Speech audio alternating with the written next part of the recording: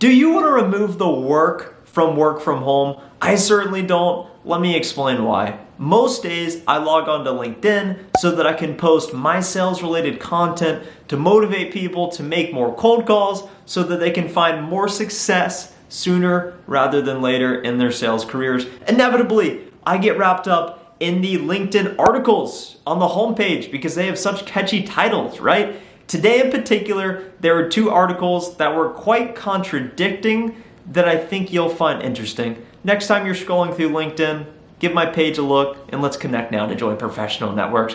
Article number 1 talks about how overwork kills creativity. Amid the great reshuffle, employees are leaving their jobs. That's left more work for the rest of us, and 66% of employees polled have said that their workload has increased since the pandemic. And the problem about this is that as employees feel overworked, as they feel burnt out, it leads to a stifling of creativity and lack of time to have creative conversations with colleagues. And then there's another article that I want to make sure I get these stats right for you. It says, no shower, no problem, I'm working from home.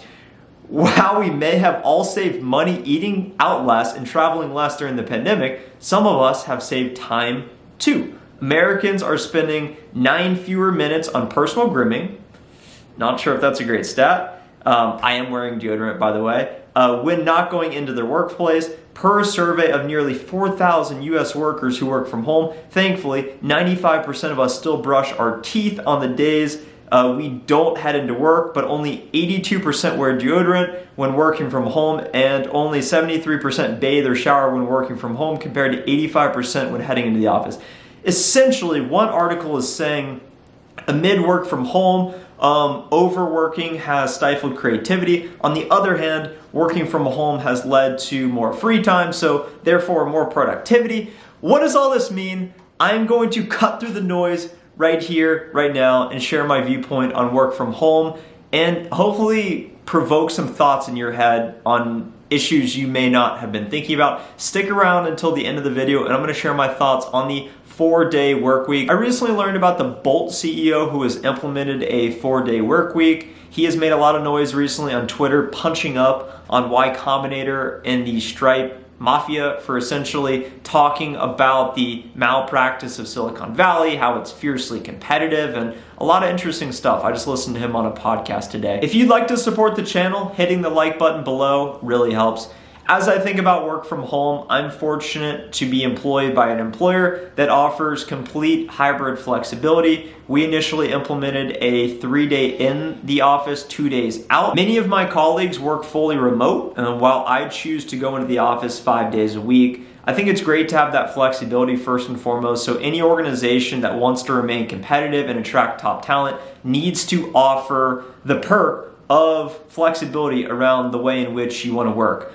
The way I see the marketplace, I see the big players like the Googles, the Metas, the Amazons investing significant money into office space. So they're usually forward indicators of what's going to happen down the road on the market. We will eventually go back to the office. So I don't want to burst your bubble, but we all inevitably will go back to the office. I still think there will be firms that hold out and say, we will work perma-remote, and that's just a part of our culture. And I think that's perfectly fine too. Fortunately, we all live and operate in the US in a free market economy. So however an organization decides to operate, we will see how that manifests in the form of success. One company I believe in tremendously and use is Coinbase, and they are completely remote. So that's an example of one company maybe you should go apply for that's completely remote, and that's how they operate for. When I think about work from home, there are pros and there are cons. And to highlight the most notable pro to me working from home is convenience. I think it's really nice to wake up 15 feet that way in your bed, and you don't have to do any hygiene, you don't have to take a shower, put a hat on, you're good to go. You're already at your desk, and you're ready to rock and roll. You save a lot of time. And I think that this is especially needed for the family dynamic, especially if you have a nice home, you have some space, you got the kids. Waking up and being able to manage that, especially if your kids are doing school remote, I imagine that that is tremendously impactful and saves a lot of money, a lot of time, and also the bonds of being able to fortify the relationships being around the house. My experience of the convenience factor is that it's really great. And I worked from home totally 5 days a week, worked from home for over a year and a half. My experience living with roommates initially was that I got pretty tired of being around them 24/7. So if I were to be around a family, which I'm a single guy, I live by myself now, I think that that would create a lot of tension and frustration that potentially could be carried into the workplace. That would be a problem. What I've found is that that convenience factor is also two-sided, because I got out of my morning routine. I got to the point where I would wake up, I would make coffee, I would instantly sit down. Within 20 minutes of waking up, I'd already be at my computer, already be at my desk, in the grind like a zombie until 5, 6. I'd go on a nice little evening walk around my neighborhood, and then I'd be on my computer again in the evening, and then I would go back to sleep and then start over the next day. And oftentimes your work life carries into your personal life, because in the past you'd be commuting home, you'd get home, you'd watch some TV or whatever, and now you're on your computer, you get an email while eating dinner, and then it carries into the evening, and you say, oh man, I'm stressed out, this is gonna be a problem I'm gonna have to solve tomorrow. So the work from home dynamic is convenient, but I do think it's a bit of a two-sided coin.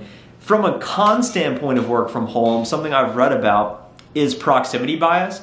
We inevitably will go back to the office. Most organizations will adopt a hybrid work model where you're going in a set number of days and you're able to work remote a set number of days. Proximity bias, meaning those employees that consistently go into the office, that have direct exposure to the leaders, the senior leadership, the folks in position to make decisions on promotions, that proximity bias can be a factor, and it's naturally human nature. Because imagine you work in a law firm and lawyer A goes into the office, lawyer B works fully remote. Lawyer A is always around the senior partner, so the senior partner feels more comfortable giving lawyer A most of the work. And you could expand that use case out to whatever industry you may be in, whatever job you do. So proximity bias is something that organizations are gonna have to think about. And you in your own career are also gonna have to think about, depending on your goals, depending on what you wanna do.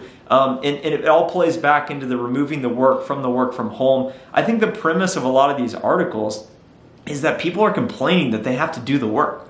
The reason we're employed is to do the work and to add value to our company. So if you're trying to get out of having to do the work, then you got to ask yourself and look in the mirror and say, okay, am I trying to make excuses based on too much work from home, too much overwork, not doing the work? What does that actually mean for you and your role? I'm sure a lot of companies probably over abuse this, which leads to burnout, employees not wanting to do it. Take accountability and say, you know what, I'm a founder, I'm gonna do the work, I'm gonna do whatever it takes. And depending on your goals, depending on what you wanna do, if you just want to be a normal average worker that shows up, clocks in, clocks out, you get to type in your computer, work from home, you just wanna be in the shadows and get paid and be able to go do your traveling, be able to go buy your consumer goods. And I think that that's great. And I think that that cohort of people is probably driving these articles of we're burnt out, there's too much work, stifling creativity, we're going to come up with great innovative ideas. Meanwhile, the employees that actually want to do the work, that want to stand out, that want to ascend in the company, that want to be a leader and act as a role model to others, fortunately, they have the opportunity as well to go into the office and set an example. And that's my personal philosophy is I go into the office 5 days a week. I'm a single guy, live by myself. So I go into the office so that I can get interaction with other people, and it's a reason to get out of the house. That's the biggest thing for me. I want to get out of the house. I want camaraderie with others. I want to connect. I'm making cold calls all day. So it's hard to stay motivated, especially when you're sitting in a quiet apartment Monday morning and you say, I'm just trying to get my week started. I want to be around other people in the trenches and get that excitement in the air of, I know what you're going through. It's tough. I'm doing it too. And I think that just builds relationships, it builds camaraderie, it builds a one team spirit that creates more value and leads to those serendipitous opportunities to have that creative space with teammates to actually do and implement ideas. So nonetheless, remote work is here to stay. Clearly, it's been here for over 2 years. I do think we'll go back into the office at some point. but ask yourself and look in the mirror and say, what do you actually want? And I think that that will shape a lot of your opinion as well. 4-day work week, not to be confused with the 4-hour work week, which is a book written by Tim Ferriss talking about how you can automate everything in your life, live on a beach and only work 4 hours a week. I think that that is a dream, but a 4-day work week is something that is slowly becoming a reality and something that real people are experiencing.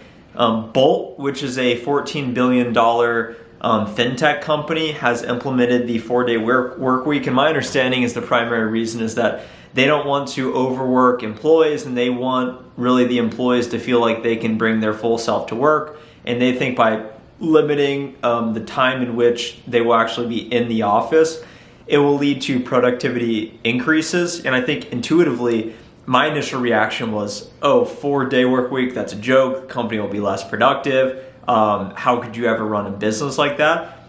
But when I think about it, I've never actually seen enough companies operate in that manner to say, will they become more productive, less productive? Bottom line, I look at it as just total labor hours. If you are working 5 days a week, 8 hours a day, 40 hours, or if you're working 4 days a week, 10 hours a day, it'll be interesting to see how you actually enforce it and hold people to productivity outcomes. So only time will tell. I think it's exciting. I think other countries do similar approaches with longer holidays, vacations, less work week. And I think us in the Americas are super hyper focused on working, productivity at all costs. And that's a camp I fall under most of the time, but I'm open. We'll see how it plays out. Let me know what you guys think below. If you enjoyed the video and you haven't already, smash the like button below. Subscribe to the channel for more videos. Let me know down in the comments, what are your thoughts? I'm sure some of you disagree with some of the points I made. I'm sure some of you agree with some of the points I made. Fortunately, we all have the opportunities to think for ourselves. If you do not know what to comment, you are in luck. Comment the barstool emoji below because I just had it sitting next to me and I want to hear from you down in the comments and I will reply. Connect with me on LinkedIn if you haven't already. Follow me on TikTok. Have a nice rest of your day and week. Bye.